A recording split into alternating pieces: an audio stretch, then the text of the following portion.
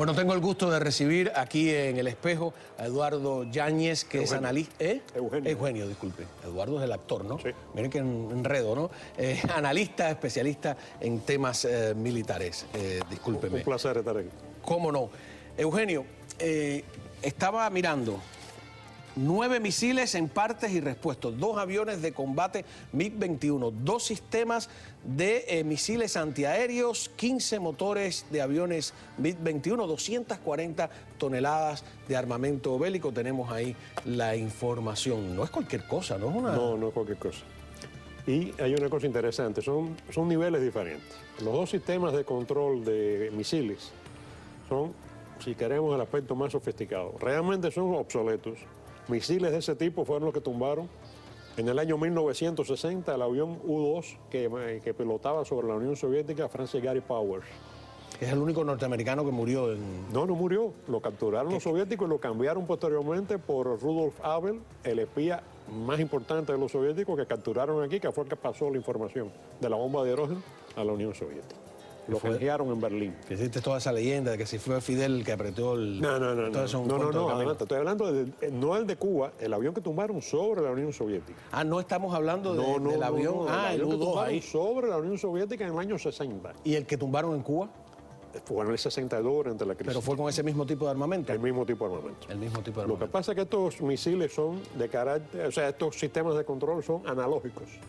Y ahora lo quieren no son digitales. Lo quieren convertir en digitales. Esa era la actualización, el update que se le pretendía hacer. Y eso lo pueden hacer los coreanos. Ellos fallan con los sistemas de control de los misiles balísticos. Pero este tipo de sistemas de control sí lo pueden hacer. Y eso le eleva extraordinariamente la capacidad de dirigir los cohetes antiaéreos en altura. O sea, eso es así. Los 9 cohetes de tierra que se dice que son obsoletos y lo son cohetes que tienen 200 millas de alcance. Hay gente por ahí diciendo que con eso llegan hasta Orlando, están sacando mal la cuenta. Las 90 millas son del símbolo este de las 90 millas que está en el sur de Cayo Hueso hasta el norte de la península de Icaco. Pero cuando tú emplazas esos cohetes en las costas de Cuba, estás poniendo de a 110, 120 millas, te quedan 80 millas norte de Cayo Hueso. Ni siquiera pueden llegar a Torquay Point o a la base aérea de Homs. Ahora, de todas maneras, ¿no? Usted mencionó la crisis de los misiles, ¿verdad? El problema es que Cuba tiene antecedentes de la crisis de los misiles, como estábamos hablando, y en aquel momento juraron y perjuraron que era mentira la presencia de misiles en la isla. Y luego, cuando quedaron en evidencia, como ahora, esgrimieron pues con la misma cara de palo el argumento defensivo. Escuchemos algo de lo que dijo Fidel Castro tras quedar al descubierto.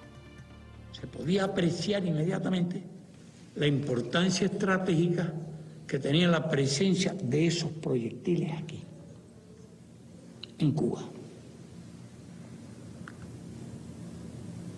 Ya en esa época, secretamente también, los norteamericanos habían trasladado cohetes similares a Turquía.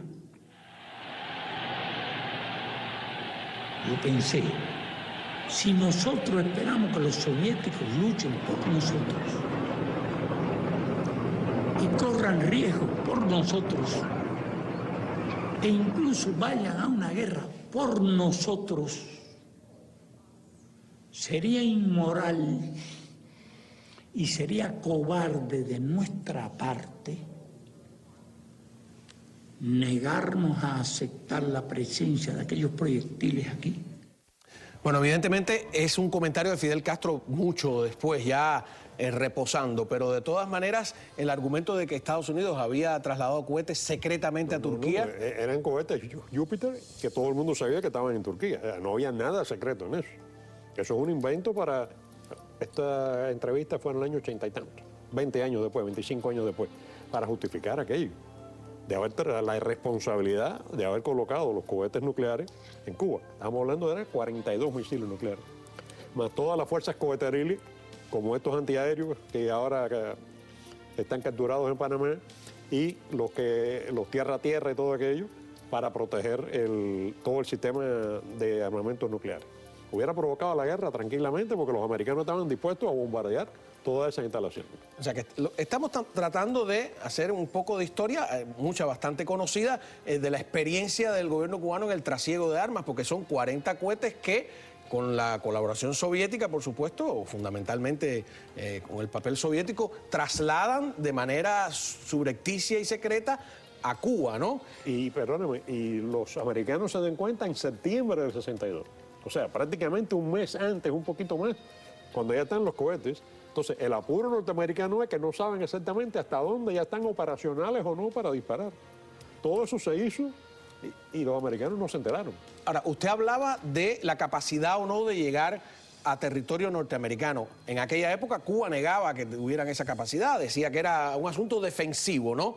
Pero los soviéticos, y aquí tengo una declaración que quiero compartir con usted, mientras Cuba esgrimía este argumento defensivo durante la crisis de los misiles, los rusos eran más explícitos y en algunas declaraciones reconocieron públicamente la capacidad ofensiva de los cohetes colocados en Cuba, que podían incluso alcanzar territorio estadounidense. Escuchen bien.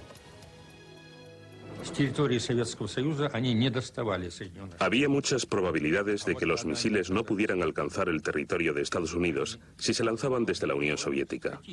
Pero situándolos en Cuba se convertirían en armas nucleares estratégicas.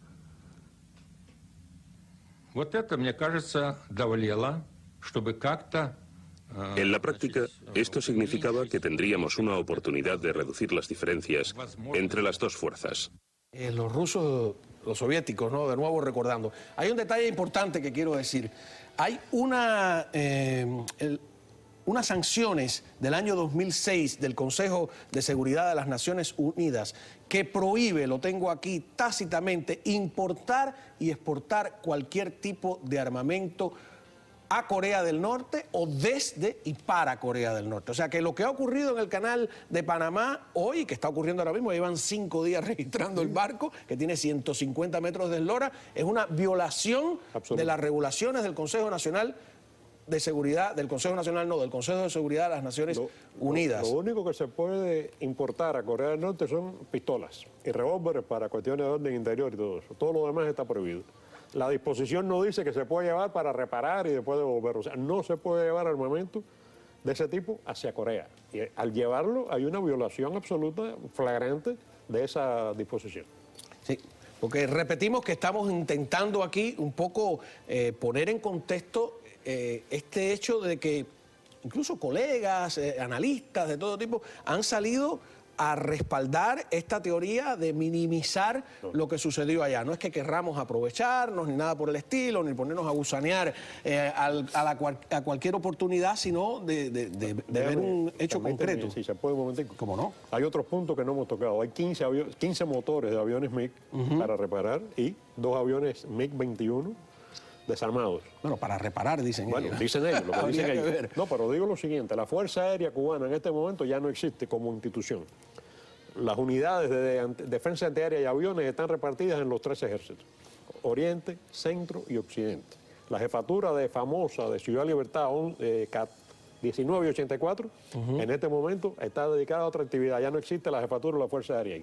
Reparar 15 motores de aviones representaría una inyección, digamos, importante para las tropas cubanas, si eso es así que se mandó para allá. No creo que Corea del Norte necesite aviones MiG-21, cuando ya estamos en generaciones de aviones Sukhoi y todo eso. Ahora, la otra pregunta, o el otro tema que no hemos tocado todavía, ¿iban para Corea o iban para otro lugar? Ah, sí, ¿en manos de quién iba a parar esto? Y otro tema que no hemos tocado es que siempre este trasiego de armas es un peligro. Recordemos la Cubre, ¿no? Tenemos algunas imágenes. A mí este barco, aunque son sin duda casos o 2 cosas distintas, me ha hecho recordar el barco La Cubre que explotó en la Bahía de La Habana, fue en La Habana, ¿sí? En la Bahía de La Habana. En el muelle de la Piedra. Y la versión oficial es que fue un atentado, pero no se puede descartar la otra versión, la de que fue simplemente un accidente, ¿verdad? Eso fue tremendo. Ahí estaremos viendo imágenes de lo que ocurrió en 1960, ¿fue? 4 de marzo del 60. 4 de marzo, se le venía armamento de Bélgica, ¿no? Armamento que se había comprado en tiempo de Batista. Sí, en tiempo de Batista, ¿no? Y entonces los belgas, cumpliendo con el contrato, lo enviaron. Hay un comentario que se pensó que ese armamento iba para el ejército francés en Argelia. Y entonces la resistencia argelina saboteó el barco pensando que era para armamento para los franceses. Sin embargo, el barco fue a Cuba y esa puede haber sido la causa de la explosión también. También hay de todo. O sea, mira cuánto tema de barcos, armas. Vamos a tocar otro barco importante. Otro barco. Cuando Allende cae, se forma un problema. 1973. Septiembre 11 de 73. Ajá. Se forma un problema porque hay un barco de la Marina chilena que empieza a perseguir un barco cubano. Blanco Encalada se llamaba, no se me olvida, el barco chileno. Y entonces empieza a perseguirlo porque los chilenos decían que había armamento que estaban mandando para Chile en ese momento. Entonces el barco pide permiso a Cuba para largar el lastre. Largar el lastre quiere decir soltar la carga, tirarla al mar. Claro, ¿no? Autorizan largar el lastre y de que se largó el lastre, ya el barco chileno no pudo alcanzar al barco cubano. Es decir, lo que deben haber bajado ahí de tanques, cañones, de fusiles, es de espanto. Cuba ha movido tropas a Angola, a Etiopía, con experiencia suficiente para que no se detecte. Por eso a mí me llama la atención. Aquí termina. Si es así, aquí tiene que terminar un general destituido, preso. No nos vamos a enterar ahora, ni van a decir que fue por eso. Pero las mamarrachadas son tales. Un barco que nada más que le faltó ponerle una bandera pirata.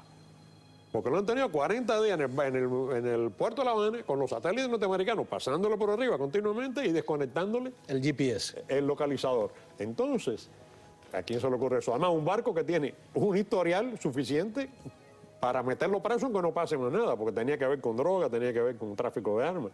Oiga, pero lamentablemente, sin ánimo de yo elogiar para nada la capacidad operativa de Cuba, lamentablemente han sido bastante exitosos, porque usted mencionó la guerra de Angola. Cuando los americanos mueven unas tropas, prácticamente se entera el mundo entero, ¿no? Una semana antes. No. Esta gente han movido en la guerra más larga de la historia de Cuba, que es la guerra de Angola, porque la guerra de los 10 años, la guerra de independencia, fueron 10 años. Esta fue desde el 75 hasta el 88. O sea, muchísimo más larga. 5, 6, 7, 8, como 3 años más larga que la guerra de independencia larga de 10 años. Han movido un ejército que yo creo que es el mayor ejército que se estaba moviendo desde la Segunda Guerra Mundial atravesando el Atlántico. Conjunto con los soviéticos, no solo soldados, tanques, Katiuska, armas, aviones, helicópteros. Y nadie los detectó. Y en Etiopía había también búlgaros y alemanes del este y húngaros. Ahora, hay una cosa interesante que debemos decir también. Ese ejército en África es el único ejército que ha ganado 2 guerras en África. Ni los ingleses pudieron hacerlo, ni los franceses pudieron hacerlo, ni los italianos pudieron hacerlo. Porque hicieron cosas criminales también, ¿no? Okay, porque esas Katiuska se llaman así, ¿no? Katiuska. Son antiaéreos. No, Katiuska es el lanzacohete. Es el lanzacohete, ¿no? Pero dice que las bajaba a ras de, yo no sé si es posible. Bueno, tú la tienes a determinada altura. Y que las lanzaba contra poblaciones civiles. Igual que en otros momentos en Cuba, en Isla de Pino, por ejemplo, en el presidio, se pusieron las llamadas 4 bocas que estaban en los techos presidios apuntando hacia abajo para disparar contra los presos políticos. Son barbaridades. Ahora, hay otros trasiegos. ¿Para qué sirven estos trasiegos de armas? ¿No? A veces para operaciones como el atentado a Pinochet. Yo estaba hoy revisando algunas de las imágenes del atentado a Pinochet y uno se pregunta constantemente, ¿no? Creo que es Jorge Massetti quien explicó en su libro El furor y el delirio cómo se trasegaron estas armas con que se le hizo el atentado a Pinochet. Esto está totalmente documentado y no se trata de que Pinochet mereciera o no morir, se trata de la impunidad con que trafican estas armas y organizan los operativos. Ahí estamos viendo imágenes Hay del otro atentado. caso en Chile interesante. Tanto el atentado a Pinochet como el atentado a Somoza y el atentado y el rescate de unos prisioneros en la cárcel de Chile, que baja un helicóptero y se los lleva. Sí, eso fue organizado por Cuba totalmente. Alejandro Ronda Marrero, general, es el que organiza todo eso. Pero ¿de dónde sale el helicóptero? ¿De dónde salen los lanzacohetes? ¿De dónde salen las armas? Esas imágenes que estamos viendo, usted mencionó el atentado a Somoza, son precisamente del atentado a Somoza, que fue el 17 de septiembre de 1980. Lo mataron en la llamada Operación Reptil. Gorriarán ha explicado también en un libro cómo se entrenó en Cuba, cómo se planeó todo. Se habla, ahí había cohetes también. Lanzacohetes, RPG-7. Tremendo, ¿no? No sé si era en el caso este o en el de Pinochet, donde fue en este en que se lanzaron los... Sí. Porque en el de Pinochet matan a unos escoltas y aquí... En el de Pinochet matan a los escoltas, pero logran, y además con las gomas rotas del carro y todo, logran escapar. Aquí incluso cuando se produce el atentado a Pinochet, el primer cohete falla, no dispara. Sin perder la calma, el que estaba tirando, quitó ese cohete, puso el otro, tiró, el de Somoza. y voló el... En Paraguay fue, ¿no? En Paraguay, en Asunción. En Paraguay. No, o sea, vuelvo a lo mismo, para bien o para mal, yo creo que para mal completamente, minimizar este hecho. Tampoco exagerar, pero me parece gravísimo. No, hay una violación de normas internacionales, primera cosa. Segunda cosa, hay una violación de un embargo a Corea. Tercero, hay un contrabando de armas por el canal de Panamá. Si realmente es así, eso se declara. Mira, vamos a mandar estos motores de aviones y estos misiles para reparar. Y ya, ¿por qué tienen que venir no declarados y escondidos de abajo? De 10.000, ¿qué dice? Toneladas de Dicen sacos que de de azúcar. Vamos a ver si en algún saco de eso aparece algo más de Bueno, azúcar porque también. este barco, estaba leyendo por acá, tiene ya un antecedente de que se les encontró municiones y drogas. Por eso. Este es un barquito que no es el de papel, precisamente, Y no hay nada más parecido a un saco de azúcar que un saco con droga, ¿no? Bueno, se habló de que esto parece una base móvil de lanzamiento de misiles que se ha encontrado en los 5 primeros días de la requisa. Es lo que estaba... No, pero no es una base móvil realmente. No, ¿qué es? Es el sistema de control de los misiles. El misil, igual que los aviones hoy, lo importante ¿Cómo es dirigirlo? la computación. Porque el misil tú lo tiras, pero si no tienes cómo dirigirlo, ¿A dónde va? es lo que le pasa a veces a los coreanos, que Ajá. apuntan para el downtown y van a parar a... Y ahí vuelvo yo a hacer suspicaz. El problema que han tenido los coreanos es cómo dirigir los misiles. Pero ¿cómo dirigir Y los misiles largos? O sea, los de largo alcance. Estamos hablando de 5.000 millas. Y están recibiendo de Cuba un obsoleto objeto que se dedica a dirigir... Sí, para dirigir ¿no? a misiles antiaéreos, superficie misiles aérea. antiaéreos, Que otra se cosa, llaman ¿no? SA, que es SA. superficie aire. Estos son misiles, los problemas de ellos actualmente son misiles de largo alcance. Ahora, tenían... Sin desmeritar la cosa, este armamento que se captura es armamento del siglo XX. Si vas un poquito más atrás, llegamos a los arcabuces y el arco y la flecha. En la guerra del siglo XXI, ese armamento, ¿para qué sirve? ¿Para qué sirve? O sea, tú estás buscando, digamos, cohetes. ¿En manos de quién?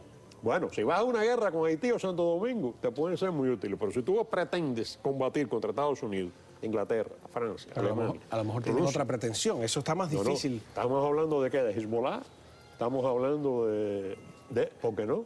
Entonces, si aunque Hezbollah está atrás de los cohetes de última generación que le están dando los rusos a los sirios. Pero quién sabe incluso, no quiero decir barbaridades, pues, hasta los colombianos. En un momento, no sé. No, lo que pasa es que vamos a recordar a Ana Belén Montes. La misión de Ana Belén Montes dentro de la inteligencia norteamericana era precisamente minimizar la peligrosidad del ejército y del gobierno cubano. Y la cumplió perfectamente. Y la cumplió perfectamente. O sea que hay permanentemente un propósito de decirnos Cuba no es un peligro, Cuba ya está tranquilita, Cuba ya pasó la Guerra Fría, no nos preocupemos, pero hechos como estos, hay por ahí un artículo de un periódico español que dice el último barco de la Guerra Fría. Yo me pregunto, ¿el último? El penúltimo, debíamos decir. Siempre es el penúltimo, siempre. ¿no? Además, con los cubanos. Pero además hay otra cosa también que es interesante, cabrón. Mucho de ese armamento se puede mandar en avión, en cajas. No hay que meterlo en un barco escondido debajo del azúcar en el canal de Panamá. Tú coges eso, lo desarmas, lo montas en aviones y lo mandas a Corea. Dicen que el 28 de enero este barco estaba anclado en Cuba y en Cuba estaba también en ese momento el jefe del Estado Mayor norcoreano Kim Jong-sik. No, el 28 de junio, no de enero. Ah, porque el periódico decía enero. A mí me parecía muy distante, eso fue ayer. No sé, el barco estaba en abril en Rusia. Claro. Y pasó el 1 de junio del canal de Panamá hacia La Habana. Hacia La Habana. Estuvo en Rusia cerca de la frontera norcoreana, Sí. por supuesto, ¿no? Y entonces, pero es interesante, tuvo 40 días en La Habana, ese barco parado ahí con el localizador apagado, o sea, mandando señales, prácticamente vengan a buscarme que estoy haciendo algo extraño. Yo estaba sacando la cuenta, 15 pases que dé un satélite sobre la ciudad de La Habana. En 30 días son 450 pases de satélite fotografiando y localizando radioelectrónicamente la situación del barco. Claro. Y entonces, yo no creo tampoco, con todo respeto a los panameños, que eso fue una información de droga. Se está diciendo eso. Sí, para Claro, dar pero la estaba claro información. que los norteamericanos sabían que ese barco iba cargado y premiado, como hubiéramos dicho en Cuba. Le voy a pedir permiso para cambiar ligeramente de tema. Cuando regresemos de la pausa, hablamos brevemente desde Washington con Rosa María Payá, quien nos da una noticia importante porque el lunes se cumple el primer aniversario de la muerte de su padre. Ya regresamos con esa conversación.